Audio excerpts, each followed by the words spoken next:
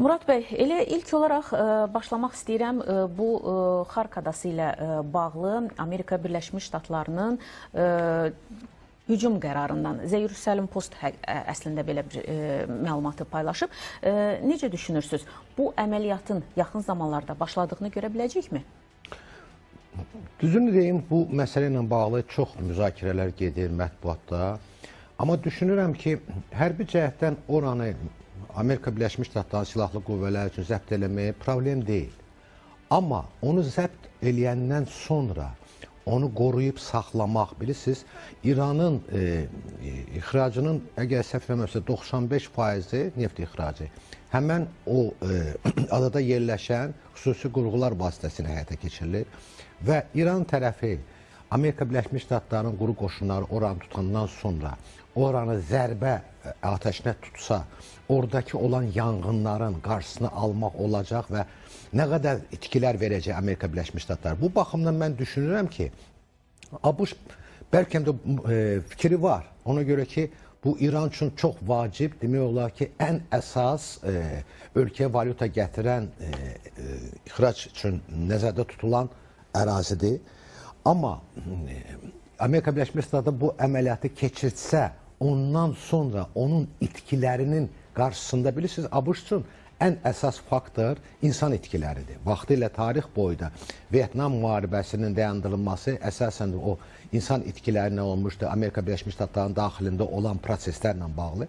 Bu baxımdan düşünürəm ki, hərbi cəhətdən bu addımı ata bilər. Amma onun sonra baş verən hadisələri nəzərdən keçirdib, düşünürəm ki, onlar indiki mərhələdə çəkinərlər. Əslində, İsrail mənbələri belə qeyd edir ki, Amerika Birləşmiş Ştatlarının Xark adasını ələ keçirməkdən başqa yəni çıxış yolu yoxdur, başqa çarəsi qalmadığını bildirirlər. Aydın məsələdir, İsrail tərəfinin məlumatlarıdır. Amma sırf real olaraq vəziyyətə baxanda düşünmürəm ki, başqa çıxış yolu yoxdur. Baxın, Xark adasını tutmaqdan, yəni İranın neft ixracının qarşısını almaqdan söhbət gedir də. Əgər Xark adasını tutmayaraq, məsəl üçün, Ormuz boğazında hərbi gəmilər vasitəsilə İranı ixrac elədiyi neft tankerlərinin qarşısını ala bilər, məntiqlə, düzdür, ala bilər də və hər hansı bir itkilər verməyərək və s. Bu baxımdan mən düşünürəm ki, bu dərəcədə deyil, Jerusalem Post yazan kimi. Amma Amerikanın başqa məsələ maraqlanır. Həmən o aktivlərin qiyməti.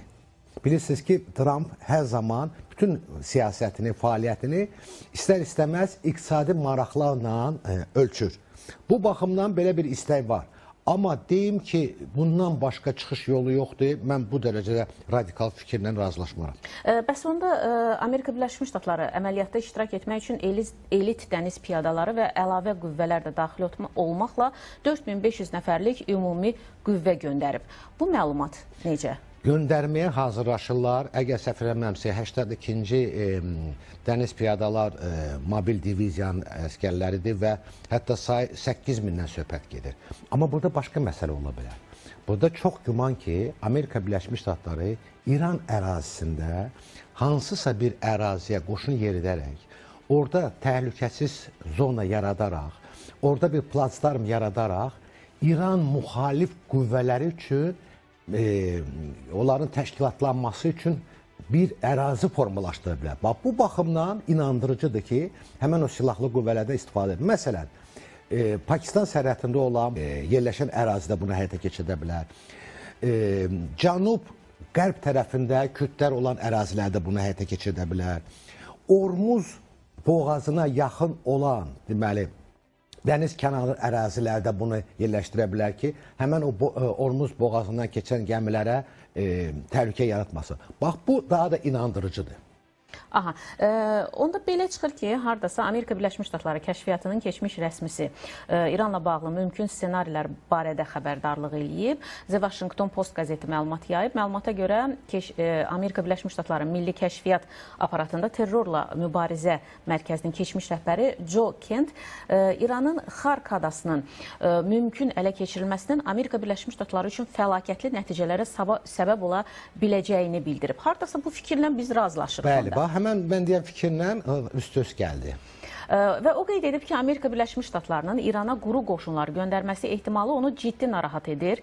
Kent həmçinin Xark adasının dəniz blokadası və ya ələ keçirilməsi ilə bağlı ssenarilərə diqqət çəkib. Deyib ki, belə bir vəziyyətdə İran adada çoxsaylı girov əldə edə bilər və həmin əraziyə pilotsuz uçuş aparatları və raketlərlə zərbələr endirmək imkanına malik ola bilər. Ola bilərmi? Tamamilə doğrudur. Bəs mən bundan əvvəl həmən o fikirləri söyləyirdim. Ona görə ki, ada İrana çox yaxın yerləşib və İran əgər bu günləri imkanı varsa Birləşmiş Ərəb Əmirliklərinə, Kuveytə, Katara zərbələr endirirsə, həmən o adaya zərbələr endirmək daha da onun üçün rahat olacaq və orada Amerika Birləşmiş Ştatları hava hücumundan müdafiə sistemləri yerləşdirə bilməyəcək qısa bir müddətdə və neft sənayesinə aid olan infrastrukturu da nəzərə alsaq, həmən o zərbələrdən sonra böyük yanğınlar baş verə bilər. O yanğınların qarşısını almaq üçün də yanğın söndürmə sistemlərinə də malikdir ABŞ ki, qısa bir müddətdə onu həyata keçirir. Bu baxımdan mən düşünürəm ki, bu ssenari sadəcə olaraq mətbuatda yayılan bir fikirlərdir. Amma Amerika Birləşmiş Ştatları doğrudan da quru qoşunlardan istifadə eləyir. İstifadə eləmək fikrindədir. Bu hazırlıqlar gedir. Çox güman ki, mən dediyim o ssenariləri nəzərdə tutmağa. Ona görə ki, bu günləri Amerika Birləşmiş Ştatlarının mərkəzi komandanlığı rəhbəri bir daha müraciət edib İran əhalisinə ki, sizdən xahiş olunur, hələ ki, küçələrə çıxmayın, etirazlar bildirməyin.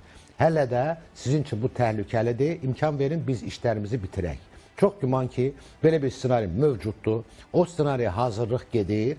Amma hələ ki, o ssenari həyata keçirmək üçün İranın nəzərdə tutulan o təhlükəsiz qüvvələrin tam neytrallaşdırılması hələ ki, həyata keçirilməyib. Bəs belə bir məqama da diqqət yetirək. Məsələn, əslində Amerika Birləşmiş Ştatları və İsrail İranın bu raket ehtiyatlarının olmasına da o qədər inanmırdılar, bu qədər ehtiyatının olmasına və hətta uzaq mənzilli raketlərin və biz gördük Diego Garcia necə zərbələr endirdi və belə deyək, buna da inanmırdılar. Amma ola bilərmi ki, bax bu quru əməliyyatlarına da başlasalar, təxminləri düz olmasın, üst-üstə düşməsin və yenə ciddi bir müqavimətlə üzləşsinlər? Deməli, sizin ilkin verdiyiniz məlumatlarla bağlı, gəlin biraz bu mətbuatda gedən məlumatlarla reallıqda baş verən məsələləri ayıraq bir-birindən. Bax, ABŞ mətbuatı, New York Times'dir, Washington Post'dir. Onları oxusaq, məlum olur ki, Amerika Birləşmiş Ştatları artıq müharibəni uduzub. Bunun da səbəbi var, kökü var. ABŞ-da mətbuatın böyük bir hissəsi solçu qüvvələrə xidmət edir. Trump sağçı qüvvələrin lideri olduğuna görə onların içində böyük mübahisə gedir. Məsələn, sizə bir nümunə gətirim. Google araşdırma keçir və Google'ın yaydığı məlumatların ancaq 5%-i sağçı qüvvələrin mətbuatına əsaslanan verən məlumatdır. 95%-i solçu qüvvələri. Bunu nə üçün deyirəm? Məsələn, Diego Garcia adını çəkdi. Diego Garcia Amerika Birləşmiş Ştatlarının Hind okeanında yerləşən hərbi bazasıdır. Belə bir məlumat getdi ki, İran Diego Garcia tərəfə 2 raket atəş atıb. İran atıb, amma onun dalıca məlumatı araşdırın. Bir məlumat var ki, o raketlər gəlib Diego Garcia'ya düşüb və ya onun yaxınlığına düşüb. Bu barədə heç bir məlumat yoxdur. Diego Garcia tərəfə atmaq olar. Hansı Washington tərəfə də atmaq olar. Amma o raket gedib çatıb, oraya çatmayıb. İndi İranın raket ehtiyatları ilə bağlı. İran raket ehtiyatları ilə bağlı hamıda kifayət qədər məlumat var idi. O cümlədən İsraildə də və s. Və bilirdilər ki, bunlar yeraltı xüsusi qurumlar hazırlanıb orada saxlanılır. Bunların tam aradan götürülməsi üçün vaxt lazımdır.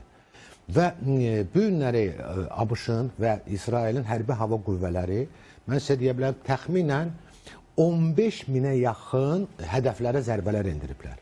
Amma bu yeraltı qurumlar həddindən artıq çox ciddi düzəldiyinə görə bunlara kifayət qədər hələ də zərbələr endirilməlidir. Bu baxımdan vaxt getdikcə İranın raket vasitələri ilə cavab atəşi açmaq imkanları zəifləyəcək.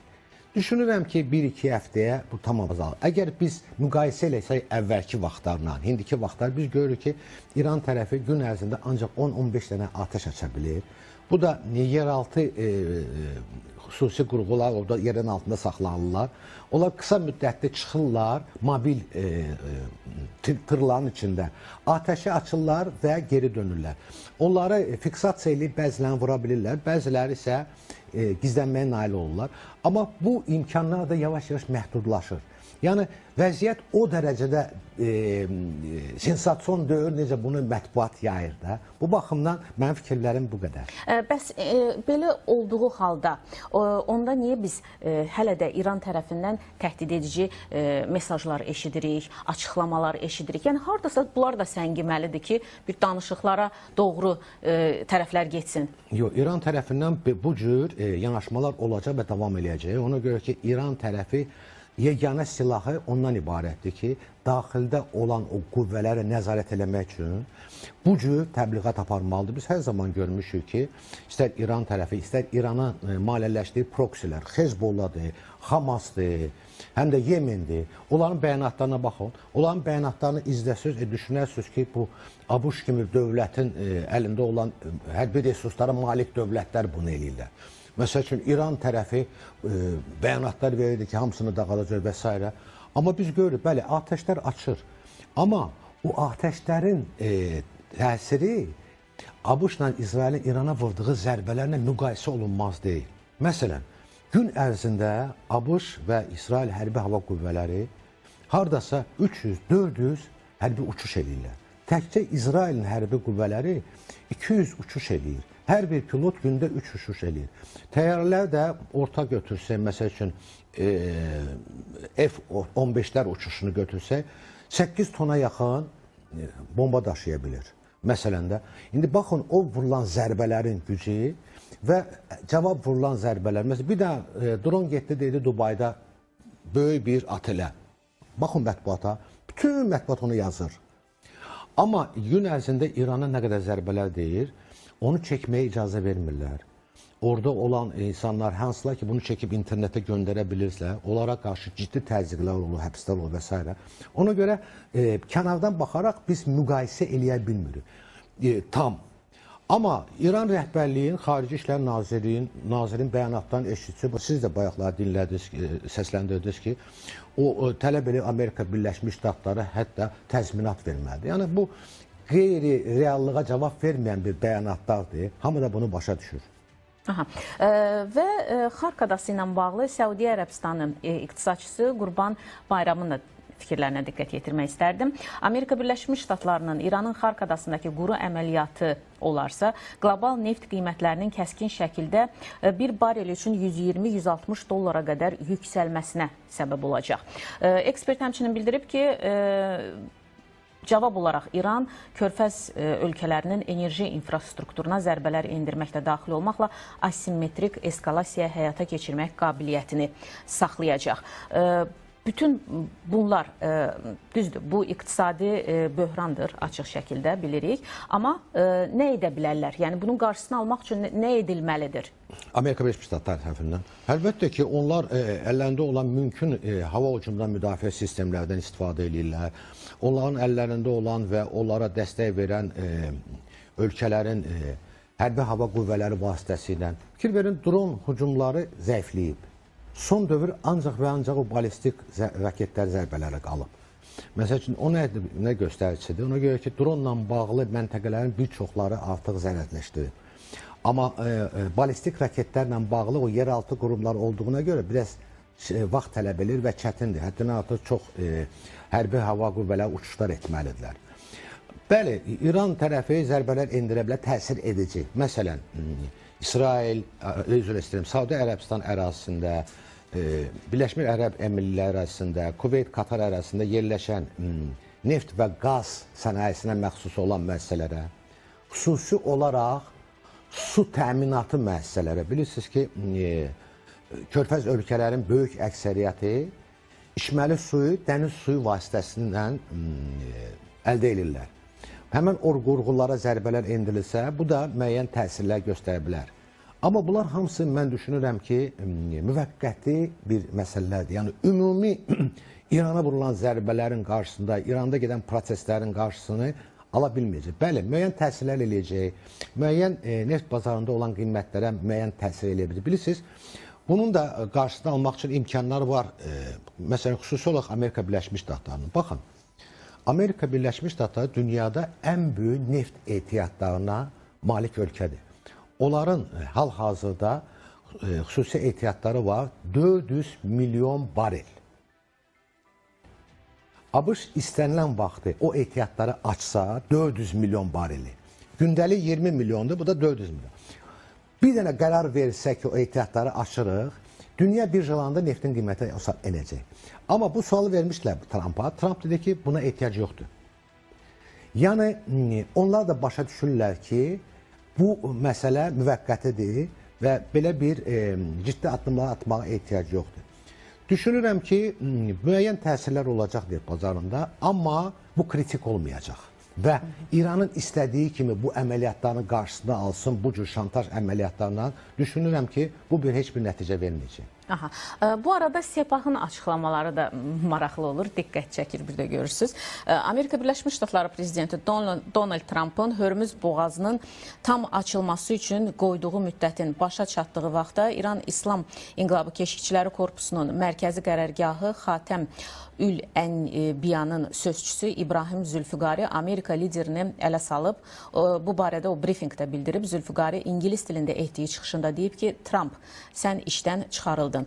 Bu cümlə sənə tanışdır. Bu məsələni diqqətdə saxladığın üçün təşəkkür edirəm kimi açıqlama verib. Əslində, eyni zamanda da bundan bir növ Amerika Birləşmiş Ştatlarında daxilə bir mesaj ötürür sanki. Bilirsiniz, bu cür, mən bunları qeyri-ciddi sayıram. Ümumiyyətlə, əgər söhbət bunların danışığından gedirsə, İran kimi varlı ölkə dünyada qaz ehtiyatlarına görə 2-ci yeri tutub, neft ehtiyatlarına görə 4-cü yeri tutub, bu indi şərqin ən inkişaf edilmiş ölkəsi olmalıydı. Ümumi götürsünə prosesi necə gedir? İran kimi dövləti siz gətirib bugünkü günün vəziyyəti çalıb. Bəli, siz 5 gündə, 10 gündə hansısa bir müqavimət göstərə biləcəksiniz, amma 20 gündən sonra, bir aydan sonra artıq sizin bütün imkanlarınız tükənəcək. Bilirsiniz, bu Hezbollahın rəhbərlərindən də biz bunları eşitmişdik, Hamasın rəhbərlərindən eşitmişdik və bu sözləri deyənlər indi hardadılar? Və bu Ksirin indi növbəti sözçüsünün də belə bir fikirləri ilə sadəcə olaraq öz ətrafında olan insanları, o qüvvələri, bilirsiniz ki, onların içində də həddindən artıq çox fikir ayrılığı artıq yaranıb. Bəziləri artıq vəziyyəti başa düşürlər, öz aralarında mübahisələr düşür, ona görə ki, bildirirlər ki, rəhbərlər yerin altında gizlənirlər, bizi çıxadırlar postlara, postlarda da bizə qarşı hər dəfə zərbələr endirilir və s. Bu baxımdan bu cür fikirlərlə sadəcə olaraq özlərini təsəlli tapırlar. Amma ciddi prosesin özünə baxsaq, hansı proses hara gedir və nə ilə sonlanacaq, bunu onlar özləri də qəşəng başa düşürlər, amma artıq ondan çıxış yolunu da görmürlər özləri.